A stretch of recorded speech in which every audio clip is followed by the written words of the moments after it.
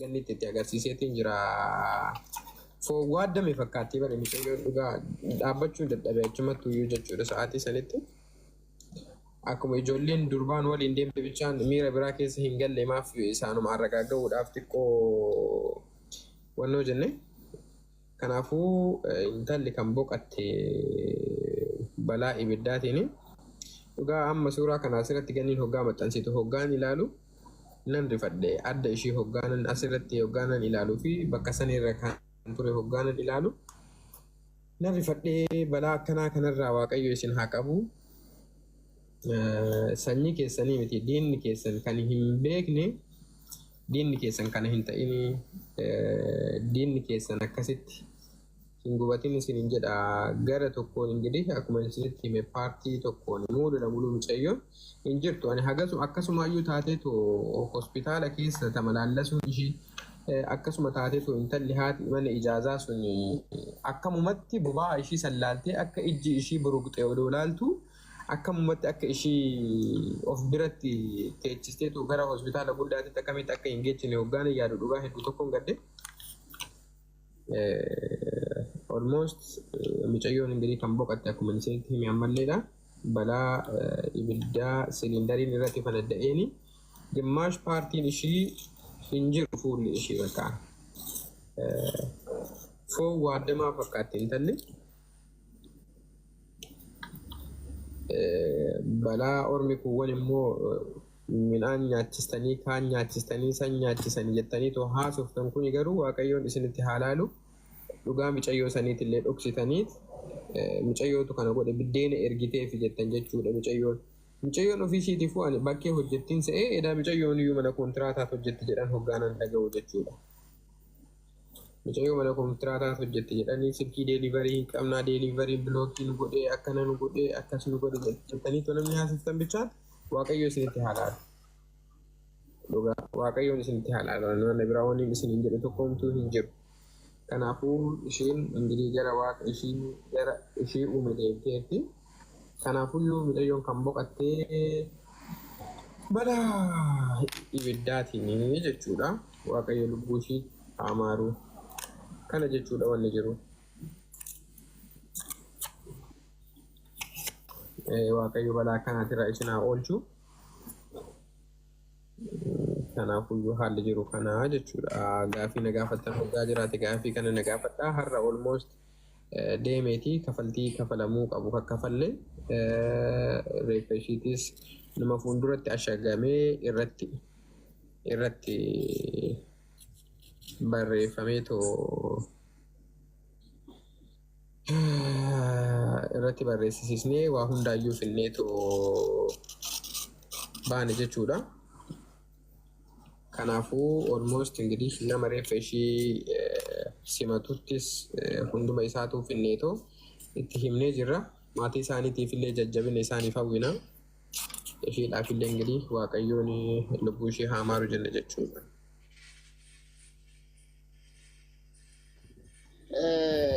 Sagaleen kee dhaga'ama? Malka sagaleen kee dhaga'ama? Inni ta'e. Ati galatoomni ulfaadhu rabbiin balaa kanaan sissin dhibini namni deemee waan tokko wajjaan baafatee hawaasa hubachiisuun waan gaariidha. Duuti nama kamirraa hunaftu mana jiraatus ala jiraatus akkatti du'uuf akkatti du'an rabbumatu beeka waan taateef irra guddaa wanti namni keenya yeroo baay'ee waan hin hubanne irraa haasa'uu jaallata. Dhugaa rabbi waan hin hubanne osoo hubatan irra dansaadha. Namsa ishee rabbi haa maaru namni du'e isin deebi'u irra guddaan ammoo maaliidha dhugaa jirtu baasanii hawaasa hubachiisuun maatiin sunis nagayaan taa'ee boochifata. Rabbi nagaan isii haa galchu gartee reeffa isii maatiitti haa qaqqabsiisu namni gartee lammarra dhabuun faayidaa qabu waan sanuu irra dhaabbattanii laaltanii balaa isiin duuteen kana laaltee maqaa sana irra barreessitee biraa galuun waan guddoodha akka laman duune taasiste namni ima du'a lama duun ammoo biyya namaa keessatti jirtuu dhabanii duutuu dhabuudhalle rakkoon sani kanaaf galatoomne dhugaa rabbi hedduu si dinqisiifadha waa'ee dubbatamaa ture waa'ee mucayyoo kana akkasidha itti hojjaan baafattee lakki kallattii kana namaa waan jedhinaa jechuu hedduu si galatoofadhe ilmi dhugaa si haa dhalatu. Namni gaafii ni galee jira. waa'ee boleettii namni gaafii qabdan jirtanii warri jalaa gaafiin qaboo ittiin lakkoofsa tokko barreeffadhaa oolan si gashaa miila karrayyuu habiibi galbii ulfaadhu jechasiifin qabu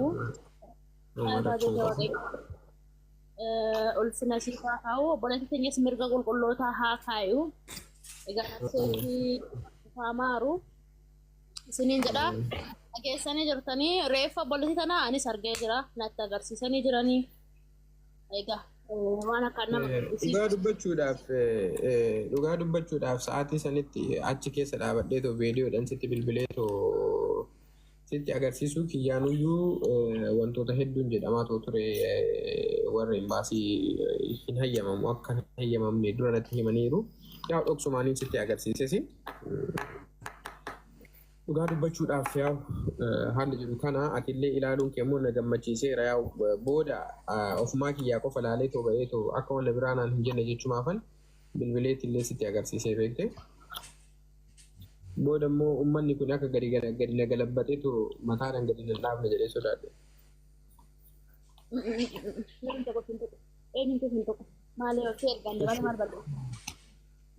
Naa akkasi dhugaa isinillee immoo ani dhaamsi isin dhaamuu barbaadu gaafii keessaniin duraayyuu ijoolleen mana maadaamii keessa hojjettan adaraa keessan adaraa keessan of eegaa please of eegaa gaazii dhukkustanii biraa baatanii too hoggaa itti deebitan foolii gaazii kana kuuffadhaa adaraa keessan foolii dhufe taanaan hin seeninaa garas keessa. In waa iyyuu jechuudha.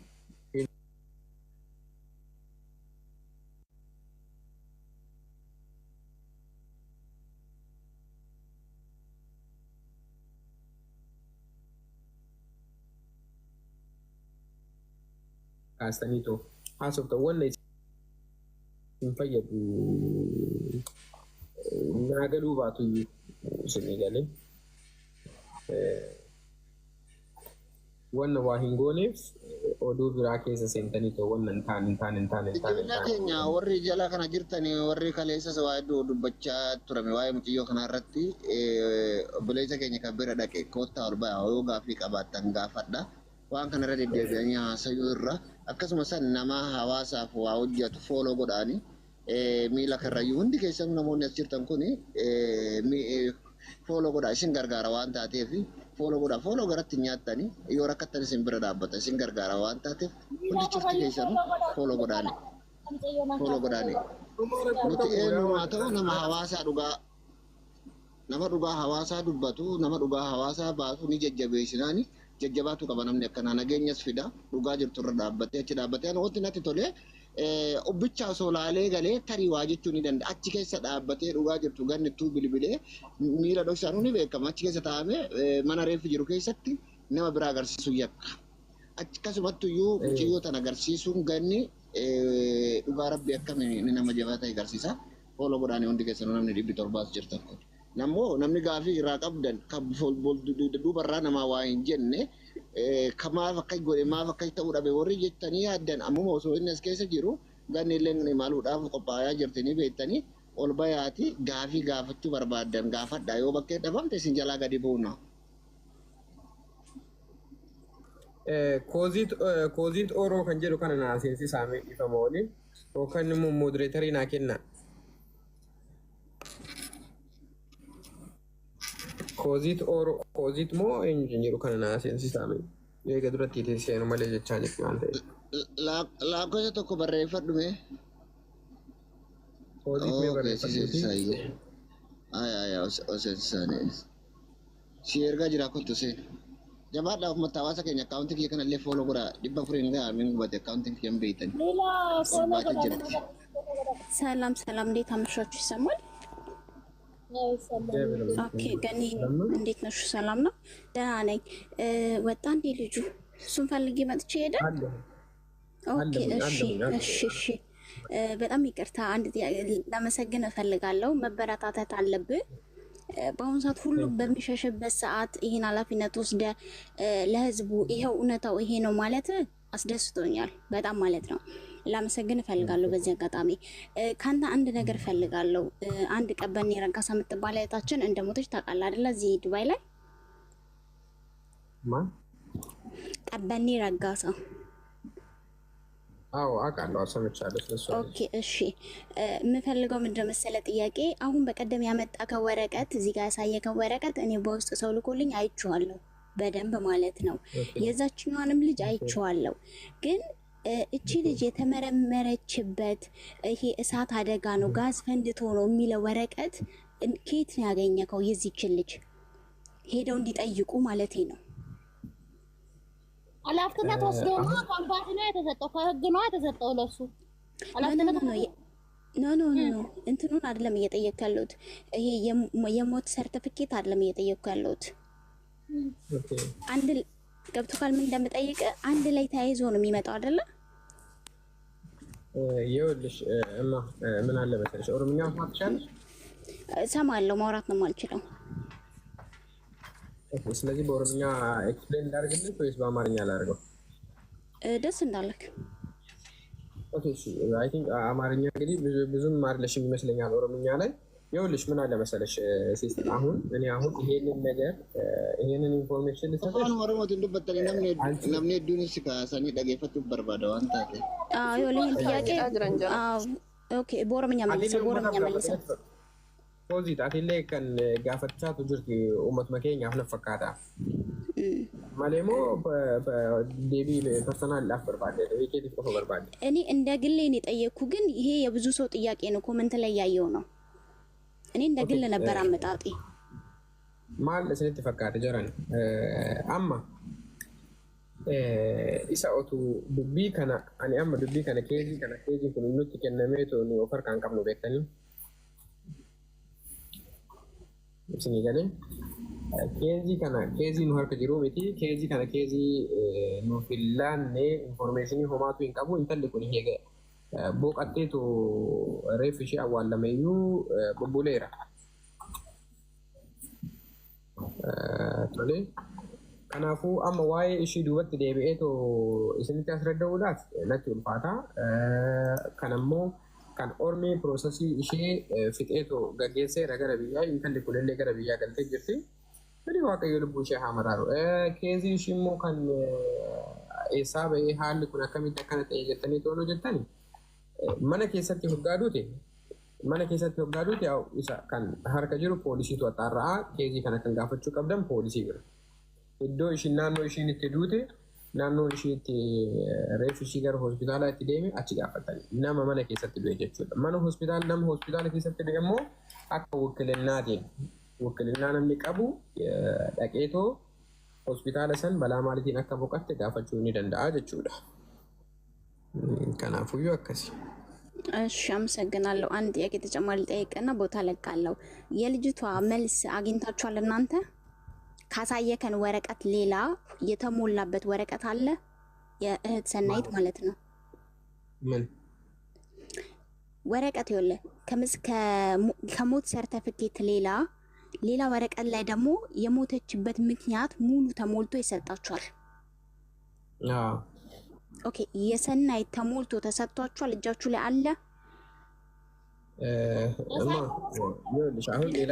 ያሳየው ሌላ ነው።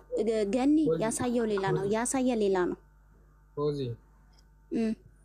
አሁን ውጪ አንቺ አሁን ከእንደዚህ አይነት ርዕስ ውስጥ ማለት ነው። ምክንያቱም ለምን መሰለሽ፣ አንደኛ ነገር እውነት ለመናገር ይሄንን ነገር አደርጋለሁ፣ ምንም ችግር የለውም። ግን እኔን አታስፈቱኝ አሁን እዚህ ላይ ማለት ነው። ግን ይኸውላችሁ አሁን ሙሉ ሰርቲፊኬቱ እኛ ጋር አለ። ከሬሳው ጋር መላክ ያለበት ስለሆነ ከሬሳው ጋር ካርጎ አድርጌዋለሁ ወረቀቱ እኮ የሞተችበት ተጽፎ ተሰጥቶካል። እቺን ብቻ ነው ቆይ ጠይቁት። እኔ አሳየኝ አላልኩም። አዎ ተሰጥቶኛል እናቴ። አሳየኝ ብትኝም አውጥቼ አሳይሻለሁ፣ ችግር የለብኝም።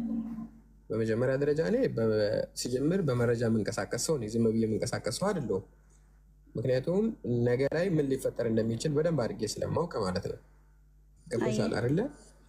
ይህ ያለውን ነገር ከሬሳው ጋር አታች አድርገን እጃችን ላይ መቅረት ያለበትን ነገር አስቀርተን ሸኝተነዋል።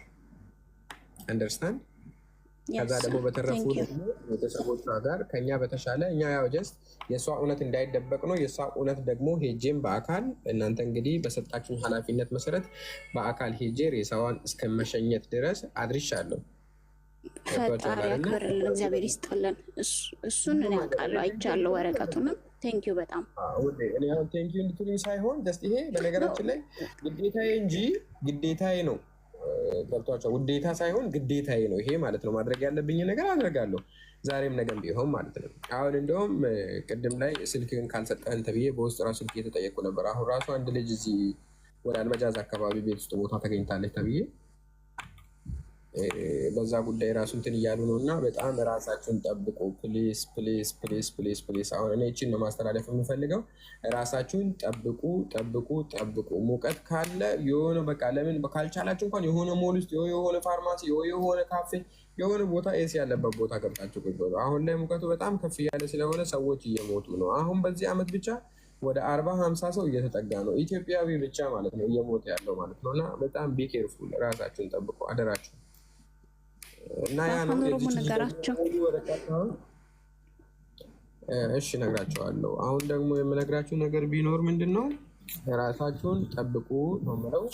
ሁለተኛ ነገር ደግሞ ለጠየቅሽኝ ነገር ደግሞ በደንብ አድርጌ ሳብራራለች። ሙሉ ዶክሜንቶቿን ልክ ያለው ወደ ኢትዮጵያ ሁሉ ነገር ተደርጎ ተልኳል። ከፈለጋችሁ የኤር ቲኬቷን ቁጥር እሰጣችኋለሁ። ሄዳችሁ ከፈለጋችሁ በሚገባበት ሰዓት ላይ እንትን ማለት ትችላላችሁ ማለት ነው። ኖ እኔ ሰናይት ላይ ጥርጣሬ የለኝም። የሰናይት ላይ ጥርጣሬ ኖሮኝ ሳይሆን የዚች ልጅ ባዶ ስለተኔው ጋር ሙሉ ወረቀቱ አለ፣ በፒዲኤፍ ደርሶኛል፣ ሁሉም ማለት ነው። የኤምባሲውም የሆስፒታሉም ሙሉ ደርሶኛል።